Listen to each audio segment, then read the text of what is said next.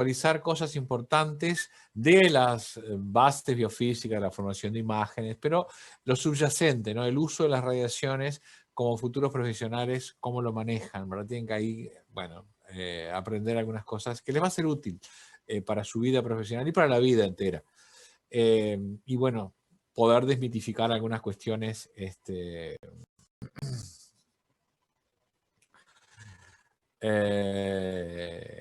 que tienen que ver con el uso de las mismas y bueno, y el impacto que tienen en la salud y en nuestra evolución. Bien, discutamos sobre conceptos de radioprotección en la práctica médica. Entonces, ahí tienen una serie de preguntas y hasta un ejercicio tienen.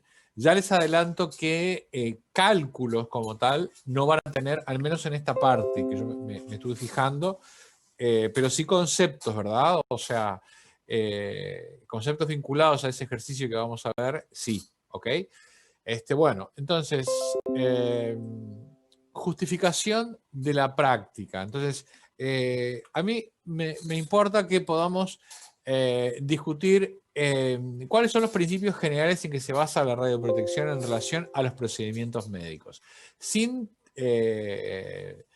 temor, o sea, porque así lo hacemos a esto más interactivo y también vemos y valoramos en conjunto si todo lo que hemos estado diciendo y lo que se está diciendo hasta ahora, bueno, lo podemos manejar con soltura, ¿no?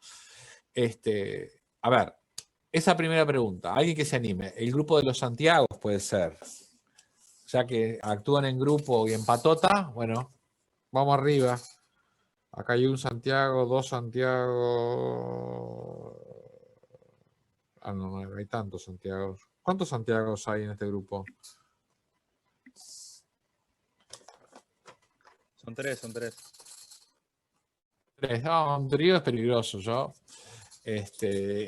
Igual con mi espada de Jedi, capaz que los puedo aniquilar.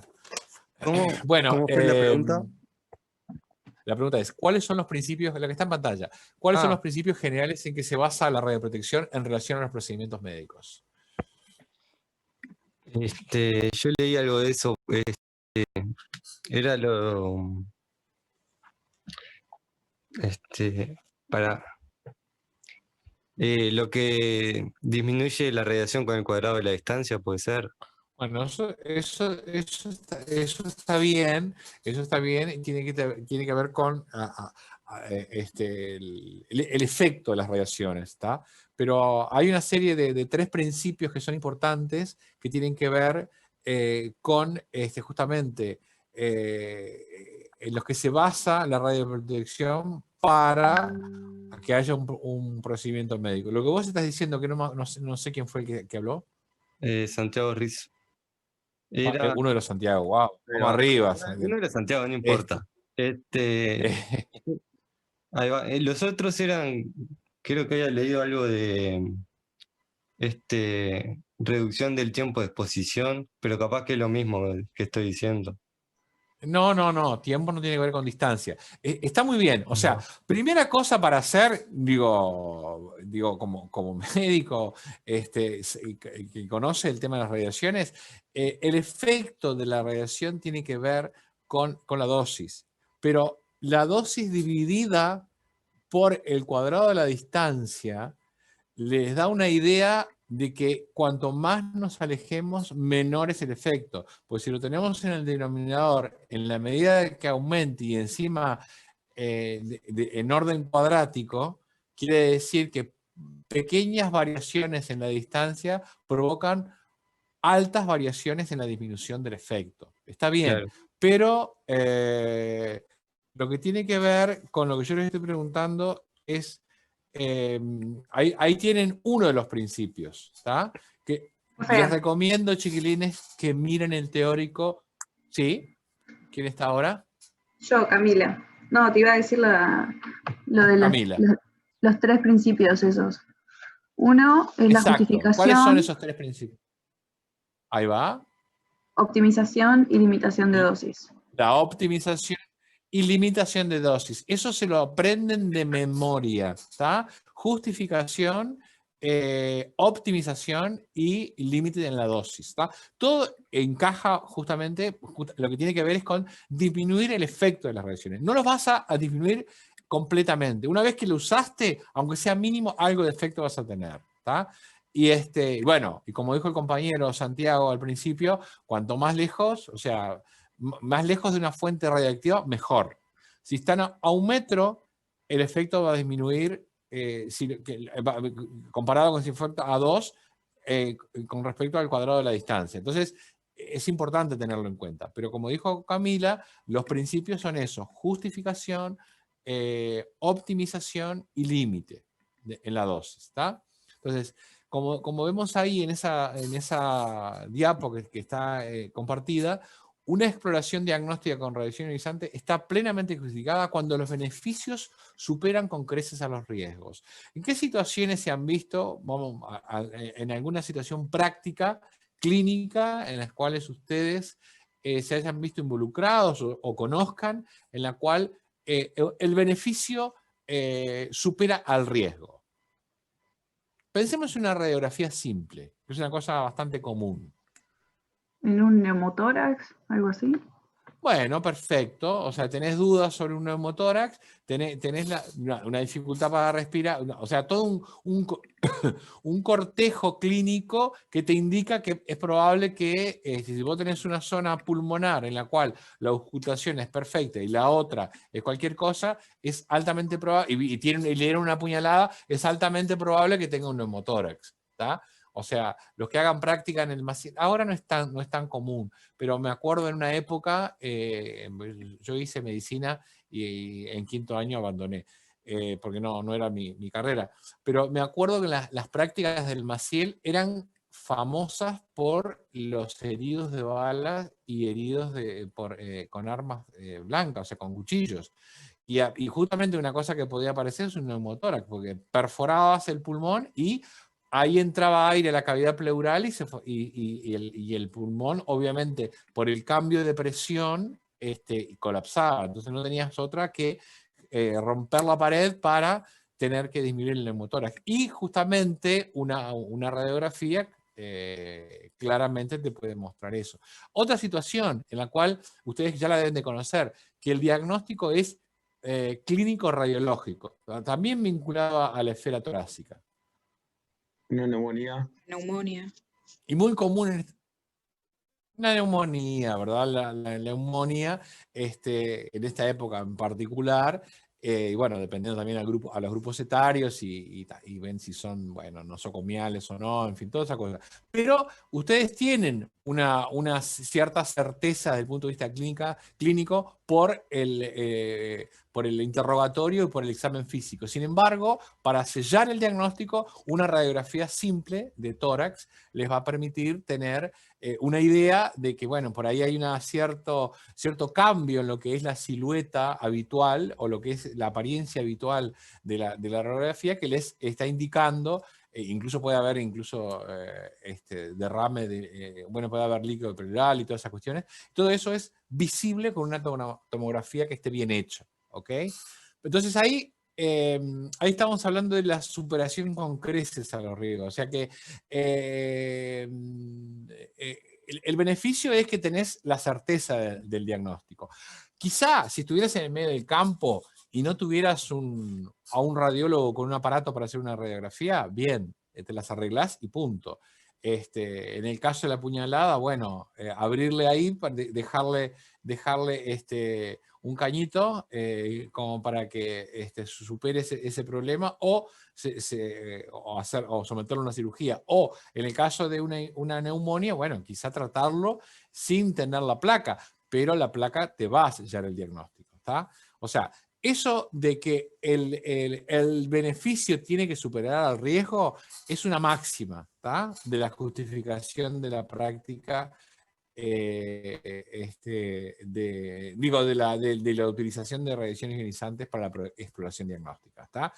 Bueno, dice ahí, un estudio radiológico útil es aquel cuyo resultado positivo o negativo contribuye a modificar una conducta diagnóstica o terapéutica, evitando toda exposición innecesaria. Yo qué sé, ahí se me ocurre que si tienen dudas respecto a, ya me voy a algo grande y corríjanme ustedes por favor porque yo soy biólogo humano especializado en genética, yo con la clínica estoy alejado, me acuerdo de cosas, pero yo no soy médico. Vamos a suponer que tenemos un carcinoma de colon que, bueno, que te lleva a la oclusión. Y dependiendo de la cuestión loco-regional, ¿verdad? La evasión es la conducta, podrá ser quirúrgica o no. Entonces, ahí, bueno, una tomografía computada está perfectamente justificada, ¿verdad? Le van a hacer una tomografía.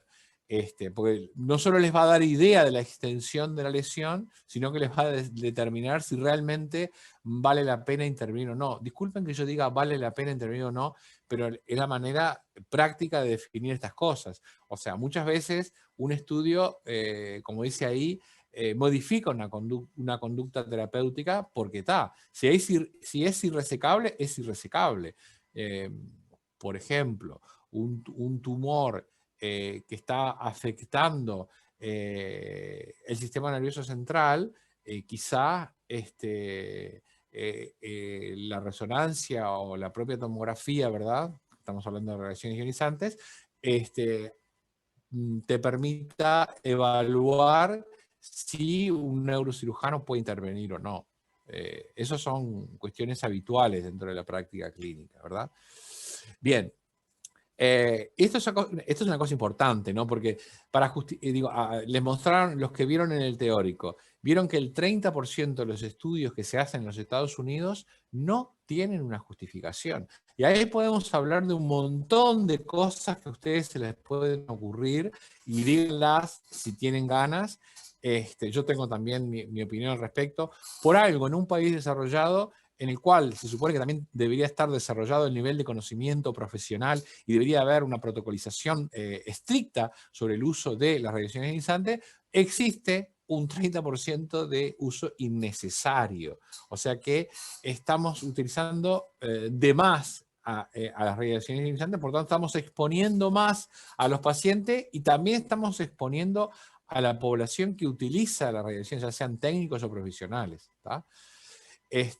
Bueno, ¿y qué les parece? Ya que estamos y ustedes van a ser médicos, ¿qué les parece? ¿Por qué estará aumentado el uso de estas prácticas en países como Estados Unidos? No sé el caso de Europa, no tengo ni idea, pero justo el profesor Hermida, que es un profesor grado 4 de medicina nuclear, obviamente estaba hablando de esto con propiedad, ¿no? Creo yo que porque no se basan en una buena anamnesis, un buen examen físico, y bueno, y van directo a la radiografía como forma fácil, por así decir. No sé, opino.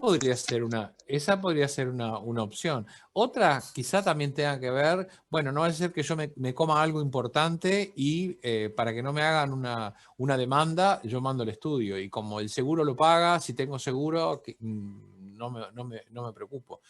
Esa también podría ser otra. Quizá haya alguna otra razón también. Se hablaba de la exigencia de los usuarios, más que nada en el sector pediátrico, que los padres te dicen, hey, no le vas a mandar tal cosa, y capaz exacto, que es necesario. Exacto. Pero no hay que ser firmes con eso. Yo les voy a contar se los conté del grupo anterior, que si bien tiene que ver con otra práctica, no con esto, pero sí, el famoso doctor Internet. Hoy por hoy, el uso de Internet, o sea, de la red, de la web, ¿qué pasa? Si bien por un lado democratiza el conocimiento porque amplía el espectro de llegada, digamos, cada vez mayor, ¿qué pasa? La gente se aproxima a esto y se apodera, se empodera de este conocimiento y discute. Y está todo bien que discuta. El tema es que la interpretación de ese conocimiento en manos de alguien profesional es una cosa y de alguien común, sin despreciar absolutamente a nadie, no es lo mismo. Yo me acuerdo que un amigo oncólogo, la oncología es una práctica complicada, alguno quizá lo haga, pero tiene que ver con no solo con el paciente, sino con la familia. Entonces, estaba tan presionado por no, porque yo leí en internet tal cosa y lo que usted está haciendo no es lo que está diciendo en tal lugar. Entonces, no tuvo más remedio que ir a la consulta con un laptop y ver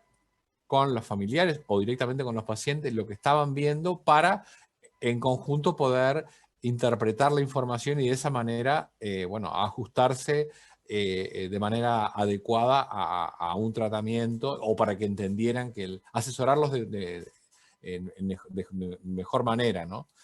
Y eso lo tuvo que hacer durante mucho tiempo.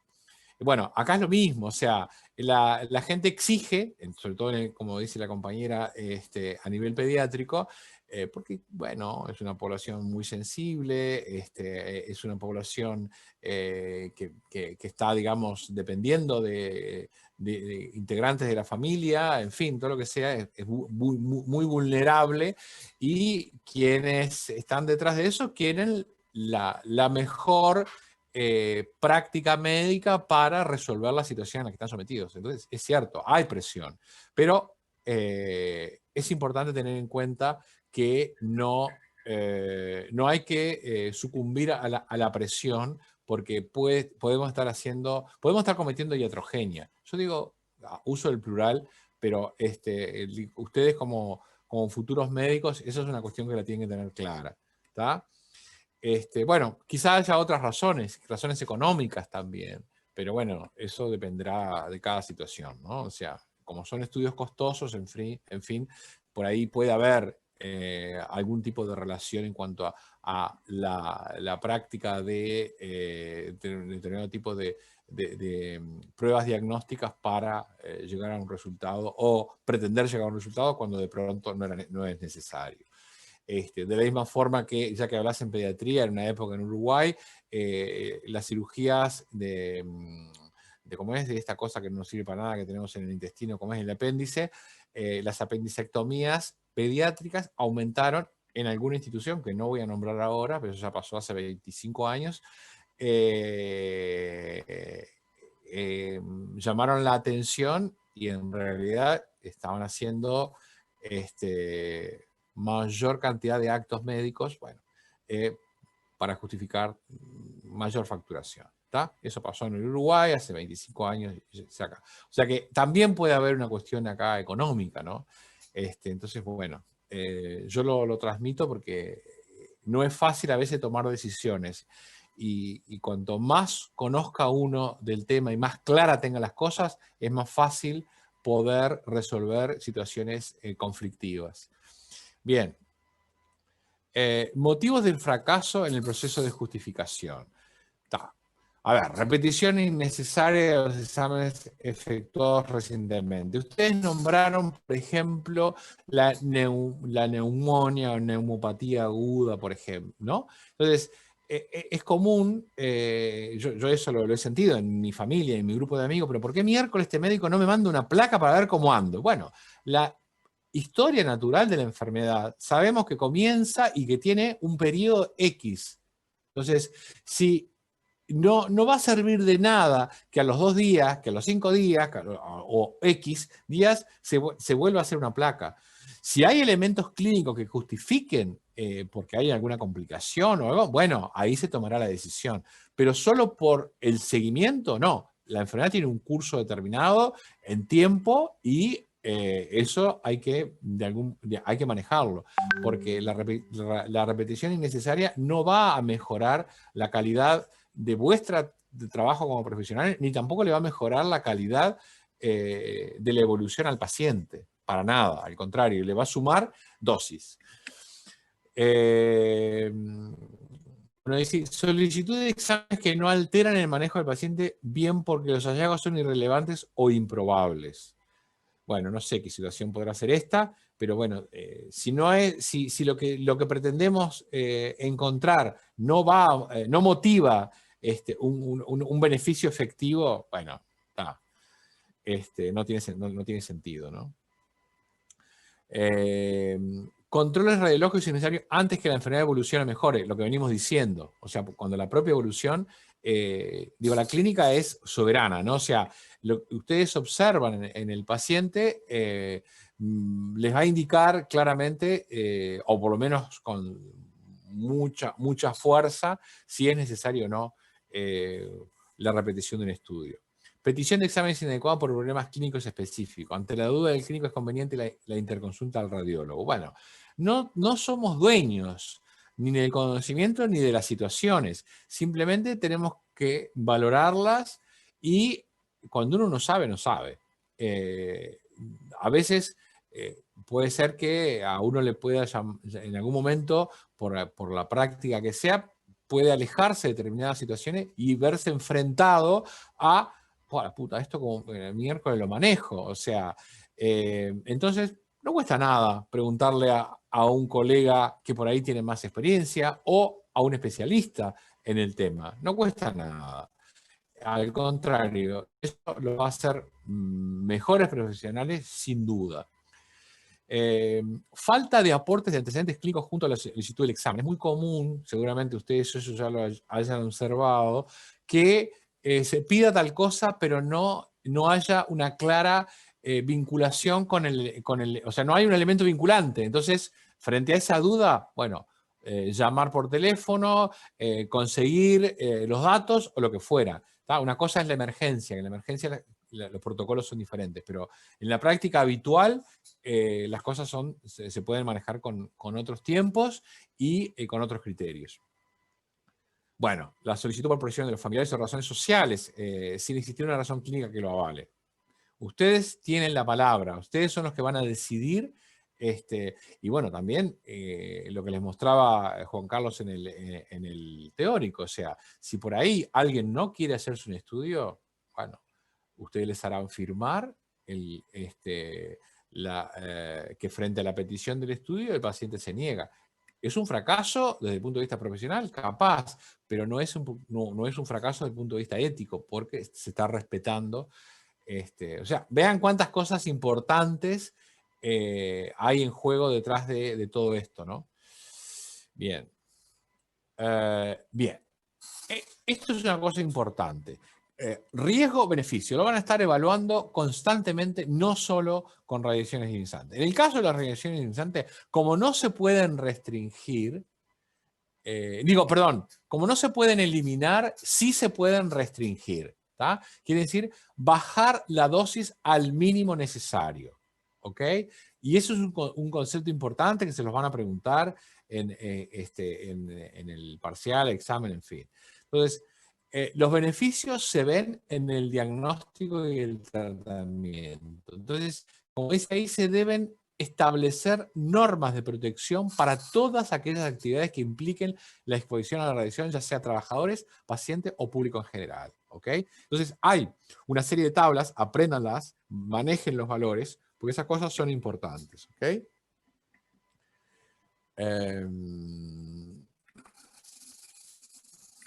Bien. La justificación ya quedó clara. Entonces vamos a ver el otro concepto que es el que tiene que ver con la optimización. Y ahí tiene... Profe, ¿sí?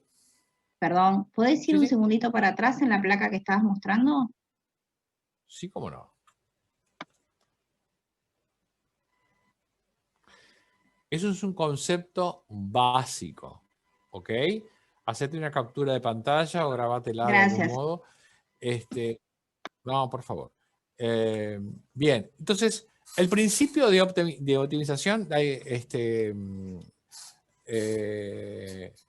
eso es una cuestión internacional, la ISRP, que tiene que ver con la protección radiológica, ¿está? O sea, es un organismo dentro de otro organismo que justamente establece esos criterios, ¿está? Y ahí está lo que se llama ALARA, que por sus siglas en inglés, como lo tienen ahí, tiene que ver con utilizar una dosis tan baja como razonablemente sea posible, ¿tá? Para lograr el beneficio que yo quiero, tengo que utilizar la dosis más baja posible. No tengo por qué irradiar.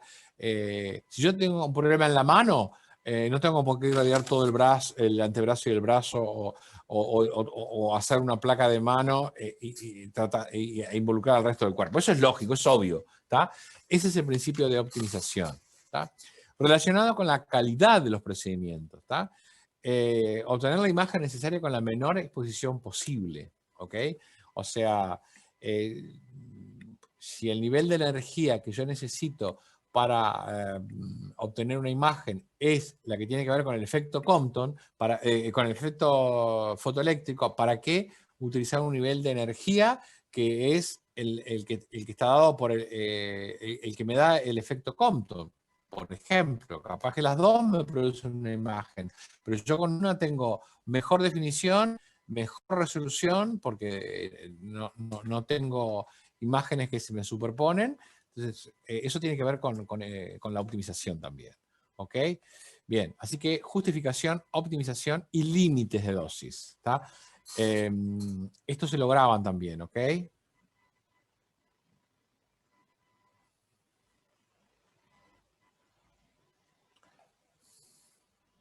Entonces ahí ven dosis efectiva, dosis equivalente y tiene que ver, ahí va, todo con los que están ocupacionalmente expuestos, los estudiantes menores de 18, de 16, 18, y el público. ¿Tá? O sea, acá podrían estar incluidos ustedes en esta categoría. ¿Tá? Para nada, por ser médicos, van a ser considerados ocupacionalmente expuestos. ¿Tá? Bueno, entonces esos valores son importantes, ¿sí? Que tienen que ver con el límite y restricción de la dosis para trabajadores y público, niveles de referencia para pacientes. Están, si ustedes se meten en la página del Organismo Internacional de Energía Atómica, estos límites de dosis y niveles de referencia son los mismos que están acá, ¿ok? Bien, límites para el público, bueno. Esas cosas que ustedes tienen que manejar como concepto. En cuanto a lo que es la dosis efectiva, ¿verdad?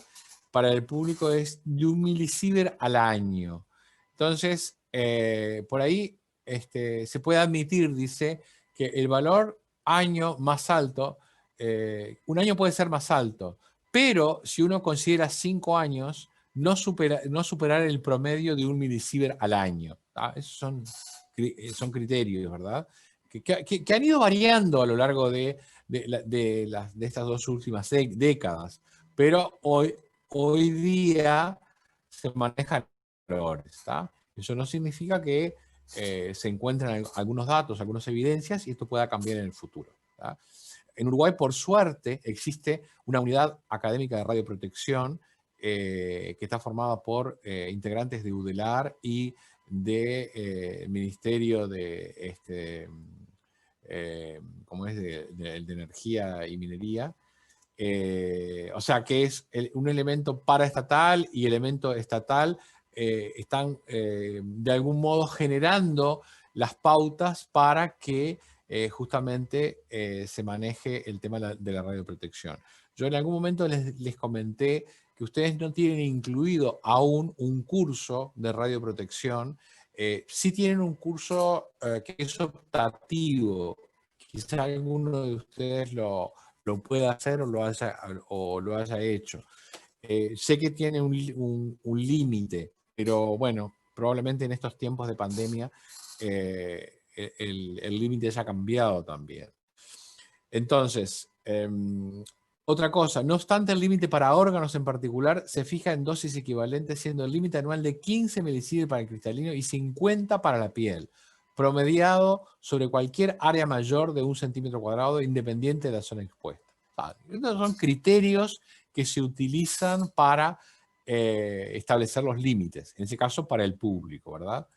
Entonces, límite para la exposición ocupacional, y vean que los valores van cambiando. Entonces, el límite de dosis efectiva para el personal profesionalmente expuesto es de 20 milisieverts al año. ¿Tá? Y este valor, dice ahí, debe ser considerado como el promedio en 5 años consecutivos. 1000 milisieverts en 5 años, no pudiendo excederse los 50 milisieverts en un único año. ¿Tá? Ahora, yo les cuento que 50 milisieverts es por ahí la dosis que se utiliza en un procedimiento de angiográfico. Entonces, aquellos que están ocupacionalmente expuestos deberían tener mayor conciencia, capaz que la tienen algunos, capaz que no todos, de que al momento de realizar este tipo de exámenes deberían no solo usar los dosímetros físicos para saber los niveles de exposición, sino también no usarlos en cada institución, sino usarlos en cada institución y si fuera posible usar un único dosímetro, cosa que aún no está reglamentado, para toda su exposición. Pues yo trabajo en un solo lugar, es lo mismo que trabaje en 3. Entonces yo tengo un dosímetro en el Clínicas, un dosímetro en el Casmo y otro dosímetro en la Médica Uruguaya, por decir un ejemplo. Yo tengo 3 dosímetros y capaz que no paso los límites en cada uno de ellos, pero si yo los sumo, puede ser importante. Yo les voy a contar, nosotros ahora estamos con un proyecto que tiene que ver con biodosimetría y estamos tomando, no lo estoy haciendo yo, es el plan de doctorado de una chica, está tomando muestras de mucosa, recién empezó y ya hay datos, empezó a sacar muestras de mucosa de este personal ocupacionalmente expuesto y la cantidad de daño que aparece comparado con el control es bastante importante. Decididamente significativa la diferencia. Entonces, en este caso se están evaluando micronúcleos. Los micronúcleos son pequeñas porciones de material cromatínico que quedan por fuera de la conformación del núcleo una vez pasada la citocinesis, una vez pasada completado el ciclo celular. Entonces, eso es una manera de evaluar si hay aumento de micronúcleos, estamos diciendo que esa persona seguramente se expuso más. O sea, su absorción de dosis fue mayor, ¿ok? ¿Por qué? Digo los cardiólogos intervencionistas como un ejemplo, porque ellos tienen sus manos, sus pies y parte de la cara expuestas, no se radioprotegen. Entonces, si le seguimos haciendo otras cosas, vamos a encontrar probablemente más. Se va a armar lío cuando publiquemos esto, porque bueno, algún interés que otro pueda entrar a primar acá. Pero la cuestión es, si tienen preguntas para hacerme de esto, con mucho gusto, porque bueno, es parte de lo que hago, y hay formas de poder establecer límites, ¿está?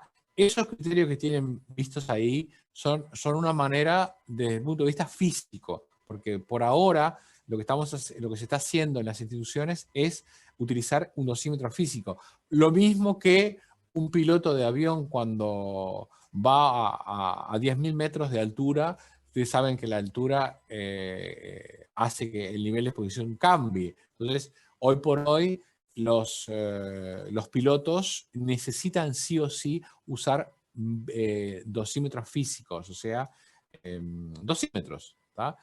Si hiciéramos un estudio en los pilotos de esto que yo les estoy contando, probablemente también encontremos lesiones de tipo genotóxica provocadas por, en este caso, las radiaciones ionizantes. En el caso de los pilotos, por la radiación cósmica. Yo me acuerdo que algunos integrantes de nuestro equipo en algún momento hicieron estudios de exposición de, esto fue un consorcio, ¿no?, de astronautas, o sea, de gente que estaba expuesta en el espacio y bueno, tenían un interesante nivel de daño.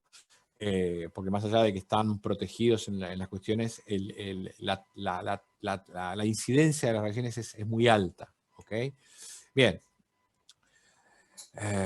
Ahí les dice el límite anual de las dosis equivalentes en trabajadores para el cristalino. ¿Cuáles son los valores? ¿Ok? Bien.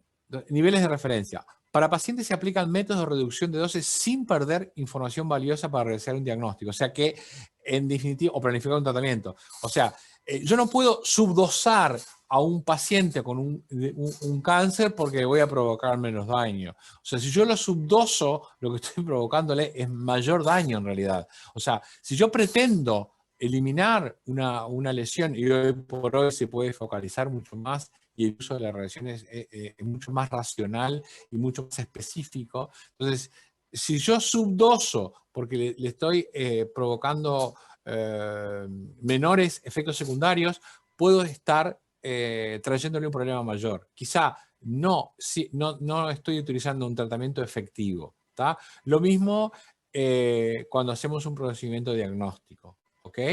O sea, el tema del riesgo-beneficio es importante. ¿Tá?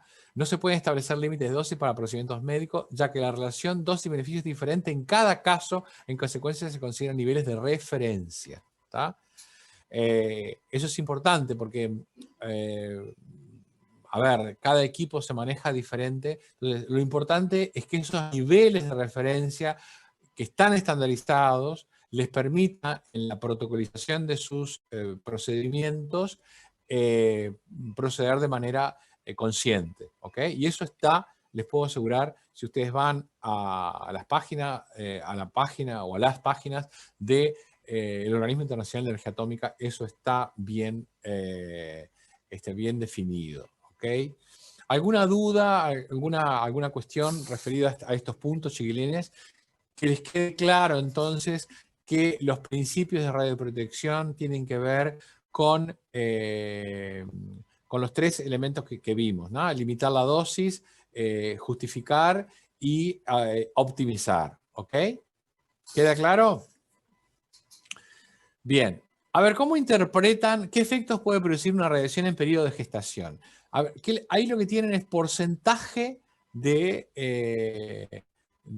anomalías, anomalías, en realidad. A ver, sí, y muerte perinatal, ahí está. Anomalías prenatales y, bueno, y de aparición a nivel congénito, que están relacionadas con los días post-concepción, tanto en el ratón como en el humano. ¿Cómo interpretarían esa gráfica? Se escuchan ofertas. Yo creo que, tipo, depende obviamente, como dice la gráfica, del momento de la gestación. Tipo, obviamente, si es antes de la organogénesis, va a afectar al feto como en todo, en sí, en general. Por eso se causa la muerte. Y cuando es la organogénesis, al embrión, bueno. Y la organogénesis es más bien específica del órgano que se esté desarrollando, capaz. Puede afectar puntualmente sistemas. Sí. Ahí está. Linda tu foto, que es de verano, porque la que mostraste cuando estabas con la cámara abierta era con gorro, o sea que estás muerto de frío. Pero ahí, en esa situación, no. ¿Me equivoco? Eras el mismo que estaba hoy con gorro, ¿no? Sí. Lo que dice el compañero, José, es real. O sea, durante toda la organogénesis, como justamente se están formando los órganos, eso pasa en 8 semanas. O sea, desde la concepción hasta la 8ª semana, nosotros estamos formando órganos. A los 2 meses estamos completamente formados desde el punto de vista de los órganos. Entonces, es una cosa chiquitita. Entonces, se imaginan que es un tamaño bastante menor del embrión. Entonces, obviamente acá vamos a tener el máximo de porcentaje de anomalías y también de muerte. ¿Y cómo se diferencia con respecto a la parte preimplantacional? ¿Qué es lo que pueden decirme? O que pueden decirle al resto de los compañeros. Puede ser que sea de todo o nada el efecto. Exacto, Francisco. Es un efecto del todo o nada, quiere decir que o te afecta o no te afecta. Es como el potencial de acción. Una vez llegado a un umbral, pimba. Acá lo mismo. O sea, si llegó la radiación, puede pasar que se someta a la radiación y por ahí no llegue, o dependiendo del tipo de radiación en la que estemos hablando, no la afecte. Pero es claramente un fenómeno del todo o nada. ¿Tá? Bien. Entonces, la preimplantación, como dice ahí, hasta el 10 días post-concepción, es efecto todo o nada. Más o menos. ¿tá? Un día más, día menos, dependiendo un poco de la edad. Pero más, eso es el periodo que se marca.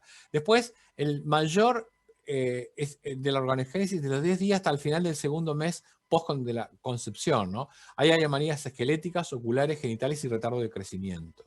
¿Okay? Y después, en el tercer periodo, que es el fetal, o sea, pasada ya el nivel de completada la organogénesis al final del embarazo, tenemos efectos tempranos y efectos tardíos. Entonces, vean que el efecto temprano sobre todo tiene que ver con el efecto a nivel del sistema nervioso. ¿Tá? Después incluso se puede ver confundido con otras noxas. ¿Tá? Pero lo más importante es la producción de anomalías de tipo microcefalia, retardo mental severo por justamente impacto, ¿no? A nivel de la corteza del sistema nervioso, disminución del coeficiente intelectual por afectación de estructuras que podrán entrar, bueno, disminuir el cableado, disminuir la masa de células o lo que fuera. ¿tá? O sea que estamos generando un hándicap importante en este feto que está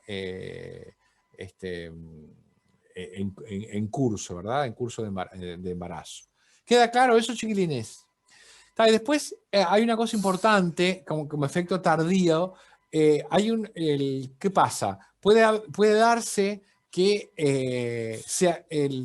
la dosis no liquide al feto o no le produzca un efecto determinístico, claro, pero sí producirle un daño que después se vea afectado post-nacimiento, ya sea en la niñez o en la adolescencia. Y eso tiene que ver con la carcinogénesis, con una incidencia de 2 a 3 veces mayor que en adultos. ¿tá?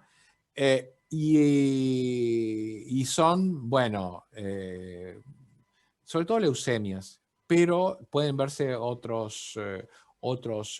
tipo de lesiones, ¿tá? Que tienen que ver con, bueno, lo que se llaman carcinomas radioinducidos en el embarazo por utilización de radiaciones ionizantes. ¿Estamos bien? Y esto es un concepto interesante también, ¿no? El embrión feto debe ser protegido como un miembro del público, o sea que les cabe las dosis de referencia que tienen que ver con radioprotección vinculadas al público.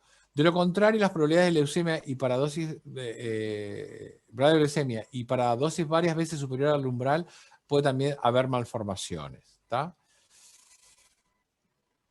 Bueno, ahí es eso. Dice, en el caso de una trabajadora embarazada, el empleador debe asegurar que el feto no reciba más de 1 milisievert desde el momento en que es declarado el embarazo, equivalente a 2 milisievert en la superficie del abdomen, y que la madre no sufra contaminación radiactiva significativa durante el periodo de lactancia.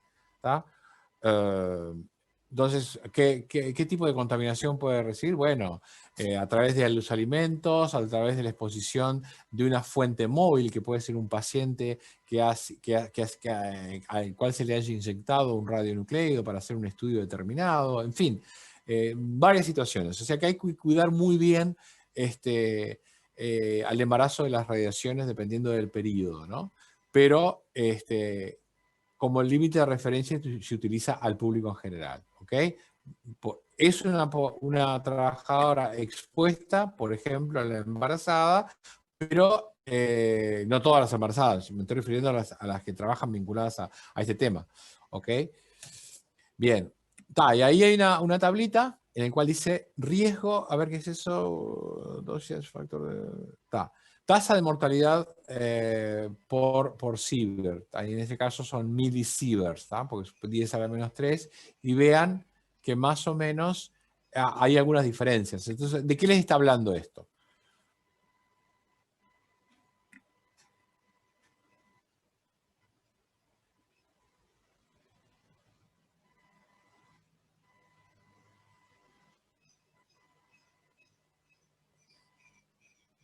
Puede ser de la radiosensibilidad de cada tejido. Claro, no todos los tejidos, no todos los órganos tienen la misma radiosensibilidad. Eso les habla de que la mortalidad vinculada con la dosis recibida es diferente. ¿Tá? Recuerden esto, ¿no? Porque esto de las unidades se los pueden preguntar. Un Gray es un joule kilogramo, la dosis efectiva, o sea, la dosis absorbida se mide en Gray, después la dosis efectiva se mide en Sievert, ¿tá? Y la dosis relativa también. ¿Okay? Eso lo tienen claro, ¿no? ¿Vamos? Bueno. Esto, chicos, se lo graban. ¿Qué se entiende por efectos determinísticos y qué se entiende por efectos estocásticos? Y discutir su diferencia y mirar ejemplos de cada efecto. ¿Tá? Esto lo tienen claro, ¿verdad? ¿Qué son efectos determinísticos? ¿Qué son efectos estocásticos? Con vuestras palabras, cualquiera.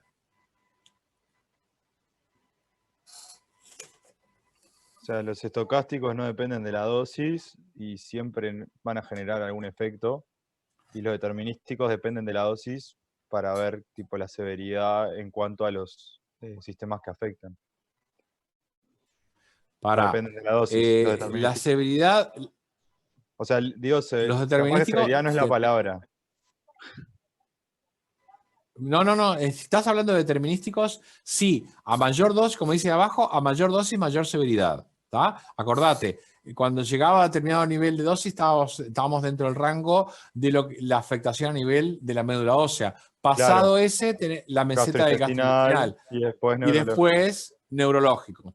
Está claro, ¿verdad? O sea, mayor dosis, mayor severidad. Cuando llegas a nivel neurológico, lo que provoca es un colapso. ¿Tá? O sea, te lleva a la muerte. Eso es lo que pasa en general en los desastres nucleares, por accidentes como los de Chernobyl, o desastre nuclear como el de Fukushima, por el tsunami hace poco, relativamente poco. Bien, los estocásticos no, son de tipo probabilístico, o sea, no hay una dosis umbral, ¿verdad?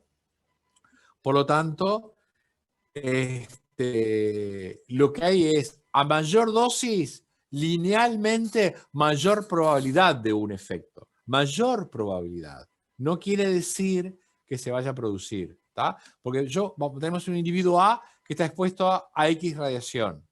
Un individuo B, diferente de A, expuesto a la misma radiación X. No necesariamente los dos van a ir por el mismo camino. ¿Tá? Por ahí uno es más radiosensible, el otro es menos, y más radioresistente, lo que fuera, o simplemente le afectó genes que tienen que ver con la tumorigénesis o la carcinogénesis. ¿Tá? Entonces, los efectos citocásticos, como su nombre lo dice, son de tipo probabilístico. O sea, el efecto tiene que ver con la probabilidad aumentada por el aumento de dosis. ¿Tá? Bien. Ahí tiene una serie de efectos determinísticos en piel, por ejemplo. Como ejemplo, ¿no? La dosis umbral para una radiación aguda de un campo de 3 centímetros de diámetro. Entonces, va a producir todos estos efectos en estos rangos de dosis. ¿Ok? Entonces, ustedes tienen que, bueno, la depilación temporaria entre 3 y 5 Gray, la permanente mayor a 7 Gray, o sea, quedamos calvos. El eritema entre 3 y 10 Gray, la radiodermitis seca entre 10 y 15, entre 15 y 25 ya produce un exudado, o mayor de 25, necrosis. ¿Tá? ¿Vieron el ejemplo bastante grosero que les presentó la compañera en el tercer teórico para ver un efecto determinístico a nivel de piel y tejidos profundos? ¿Tá? Esas son lesiones que lamentablemente se ven cuando existen desastres nucleares, ¿verdad? Bien. En el caso de los desastres nucleares, no solo producen efectos determinísticos, también pueden producirse, como lo que pasó en Hiroshima y Nagasaki, que es la base para entender justamente los efectos a largo plazo. Y vemos que una generación, 2 generaciones después, se vieron efectos vinculados a a estos efectos. Y justamente es aquellos individuos que sobrevivieron, cargaron con efectos que fueron transmitidos de generación en generación y que llevaron a efectos probabilísticos como son la carcinogénesis, en el caso de la leucemia, ¿no? Que se vieron se vio aumentada la incidencia de leucemias posguerra. Bien, y ahí tienen, por ejemplo, el cristalino, que es el clásico efecto determinístico tardío. ¿Tá? Ven que la latencia puede ser de meses a años, ¿tá? Y el rango va de 2 a 10, cosa que se ve en, no tanto en pacientes, sino en individuos que están expuestos ocupacionalmente. A nivel del aparato respiratorio, entonces vemos que el pulmón es un órgano muy radiosensible. Puede producirse por irradiación aguda una radioneumonitis tan solo con 6 grays. Vamos a entendernos que 6 grays no es una dosis baja. ¿Tá?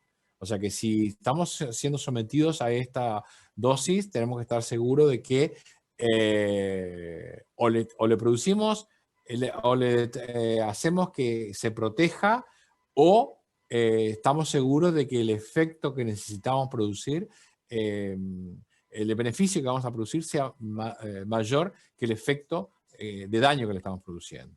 ¿Tá? Bueno, la radiofibrosis, eso es bastante común, por ejemplo, en radioterapia, porque quedan cicatrices en el tubo digestivo o donde sea, bueno, por el efecto de las radiaciones. Puede llevarle a tener un problema o no. ¿Tá? El tema es que le genera un hándicap en el sentido de que, bueno, si tenemos un órgano que está disminuida su pared por una fibrosis, bueno, podemos, en el caso del tubo digestivo, provocar una perforación. O sea, estamos más proclives a una proliferación. Por ejemplo, una perforación, por ejemplo. ¿Tá? Bien, efectos estocásticos. La severidad es independiente de la dosis. ¿Vamos? Esto que les quede claro, chiquilines. ¿Ah? Ahí tienen una constante, o sea que no tiene, la severidad no está vinculada a la dosis. ¿Tá? Es un tema probabilístico. Y lo que sí es importante, la probabilidad aumenta con la dosis y es lineal hasta más o menos 50 miligrays. ¿Tá? Por encima de eso, deja de ser lineal. ¿Ok? Y va a tener un crecimiento de tipo exponencial. ¿Vamos? Pero quédense con el concepto de que los efectos estocásticos son proporcionales a la dosis. ¿Tá? O sea, la probabilidad aumenta a medida que aumenta la dosis. Por encima de este valor, lo que vamos a tener es que aumento exponencial con respecto al aumento lineal de la dosis. ¿Tá? Bueno, ¿de qué depende la radiosensibilidad humana? ¿En qué se basa la diferencia evidenciada entre niños y adultos? Claramente, chiquilines, ya lo saben, un niño o un embrión o un feto incluso son más radiosensibles. ¿Por qué? Porque están en crecimiento, están constantemente produciendo división celular. Por lo tanto, es más probable que se encuentren en periodo G2M, que es donde hay mayor radiosensibilidad. ¿Tá? Entonces eso depende del sexo y de la edad. El sexo, lamentablemente, el género en este caso importa. Como vieron por las tablas anteriores, el tejido o órgano irradiado, que les va a dar una tasa de incidencia mayor o menor dependiendo de donde sea. El nivel hormonal, el estado inmunológico, ¿no? No es lo mismo un paciente inmunodeprimido, por la razón que fuera, por un trasplante, por una infección con un virus del HIV, por ejemplo, aunque hoy por hoy se trata de manera crónica y el estatus puede cambiar. Factores genéticos, no es lo mismo alguien que tenga, vamos a suponer, lesiones en los genes BRCA1 y BRCA2 que tienen que ver con la reparación por recombinación. Entonces, obviamente esos individuos van a ser más radiosensibles. ¿Tá? Y otros, yo les nombré uno porque es el más conspicuo. Interacción con otros carcinógenos. Vimos que el cisplatino o alguna otra sustancia se los da, se hace una radioterapia a veces combinada con algún efecto para producir un efecto mayor. Pero la interacción tenemos que conocerla. En algunos casos se conoce bien y en otros no necesariamente del todo, y puede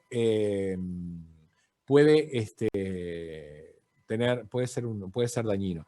Entonces, un ejemplo, que esto yo me estoy yendo un poco, ¿no? Pero el uso de los protectores contra radicales libres durante un tratamiento de radioterapia se discuten porque justamente el nivel de oxigenación, en este caso niveles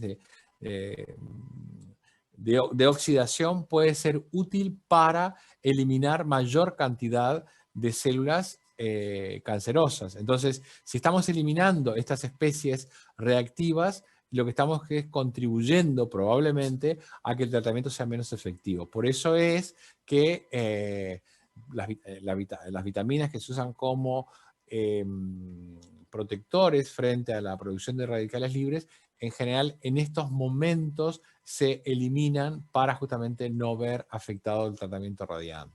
¿Tá? Parece un contrasentido, pero es así. Bien. Los niños son más radiosensibles, principalmente por debajo de los 10 años, 2 a 3 veces, aumentan las tasas, y la radiosensibilidad aumenta a medida que la edad se aproxima al periodo neonatal, ¿tá? O sea, cuanto más pequeñito sea. Entonces, esta alta radiosensibilidad infantil tiene que ver con la alta capacidad mitótica y la especial sensibilidad en edades tempranas de ciertos órganos como la tiroides, la mama y las gonadas. ¿Tá? Bueno. Y también el tema hormonal no es un tema que se conozca cabalmente. Entonces, si bien la carcinogénesis global se duplica en niñas por la presencia de cáncer de mama, no necesariamente los factores hormonales se conocen cabalmente que estén directamente vinculados a ello, pero sí hay una relación. ¿tá? Hay una correlación entre una situación y la otra. No necesariamente hay una causa-efecto, pero bueno, al menos hay un vínculo. Y también, obvio, la masa o sea, el tratamiento radiante o el uso de la radiación para producir algún tipo de imagen, tiene que tener en consideración la masa, porque un niño tiene menor masa, por lo tanto, frente a misma cantidad de radiación, la absorción es mucho mayor. Bien. Acá hay un ejemplo de un ejercicio del que ustedes tienen que tener el concepto básicamente de lo que es la capa hemireductora. Cada vez que hablamos de hemi, estamos hablando de la mitad. ¿tá? O sea, estamos reduciendo a la mitad el efecto de algo que incide. Entonces, ahí les está pidiendo un ejemplo, es un ejemplo para resolver algo. Dice, representar gráficamente la curva de absorción correspondiente a un haz de rayos X que interactúa con un medio absorbente cuyo coeficiente de absorción lineal es mu equivalente a 0,2 centímetros a la menos 1. Mu, entonces, es esa distancia, ¿verdad?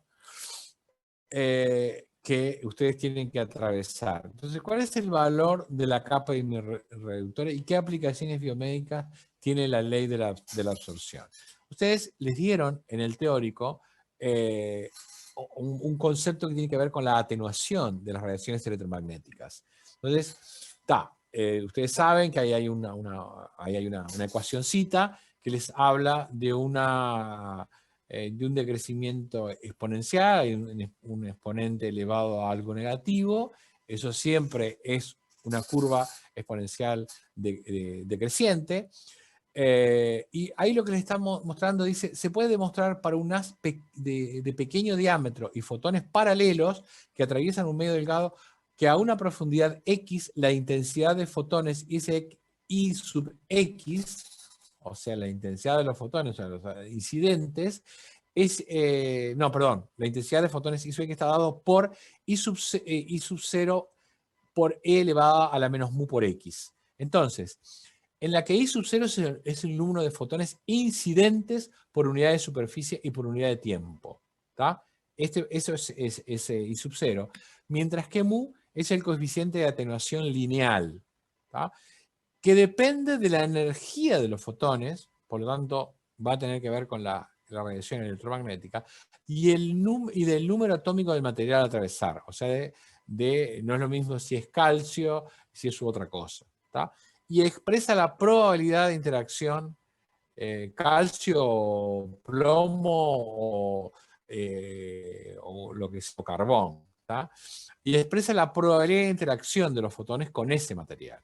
Entonces, en el ejemplo dice, esto se lo graban, chiquilines, la capa hemirreductora, el CHR, se define como el espesor de un material dado que disminuye la intensidad de un haz de fotones a la mitad. O sea que ha de cumplirse que I sub X es igual a I sub 0 sobre 2. ¿Tá? O sea que todo la CHR lleva a que este valor sea equivalente a la mitad de las incidentes. Por eso, capa hemirreductora. ¿Tá? En este caso, solo para que entiendan, teniendo en cuenta la ecuación de atenuación, se tendrá que CHR, y eso se los explicó muy bien la compañera, es X, acá sustituyen por un medio, ¿verdad? Es igual al logaritmo neperiano de 2 sobre mu, y eso es igual a eso. Entonces, tienen que I sub X es igual a I sub 0 por E a la menos mu por X. Entonces, teniendo en cuenta cuál es el valor de la capa hemirreductora, tienen que I sub X es igual a I sub 0 sobre 2, entonces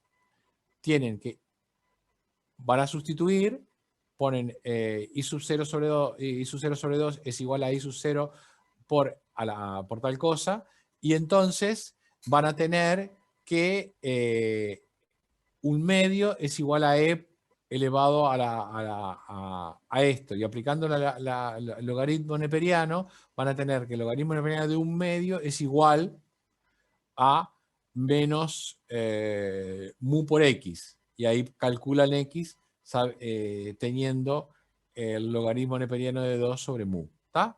Ley de los logaritmos. De todos modos, ustedes no tienen que hacer cálculos, me acabo de fijar. ¿Tá? Lo que sí tienen que saber para qué miércoles sirve la capa hemirreductora y cuál es el concepto. ¿Estamos? Bien. O sea que yo sé que en otros exámenes ha habido cálculos, pero no es el caso esta vez. ¿Tá? Pero sí, por favor, grábense los conceptos. Bien, y ahí tienen. ¿Cuál es la aplicación biomédica de la ley de absorción que utiliza en el cálculo de blindaje, como se discutió en la pregunta anterior? O sea que justamente la capa hemirreductora equivale, acá tenemos el valor de I sub 0, ¿verdad?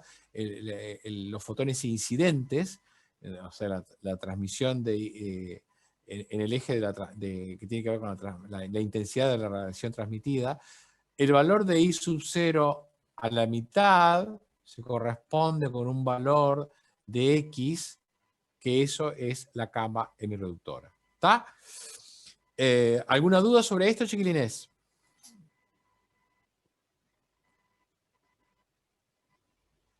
No. O sea, es básicamente que un material reduzca a la mitad la intensidad del fotón. O sea, que se utiliza para eso. Exactamente. Eso es. Nada más que eso. ¿Está? Perfecto. Bárbaro, José. Les propongo tomar un pequeño descanso. Son 17:37. O sea que 17:42, 17:43 retomaríamos. Les paso la lista, seguimos con esto y hacemos un repasito. ¿Les parece? Dale. Dale, profe. Estamos entonces así. Volvemos 17:43. ¿Ok? Hasta luego entonces. Y no se olviden que les voy a pasar lista.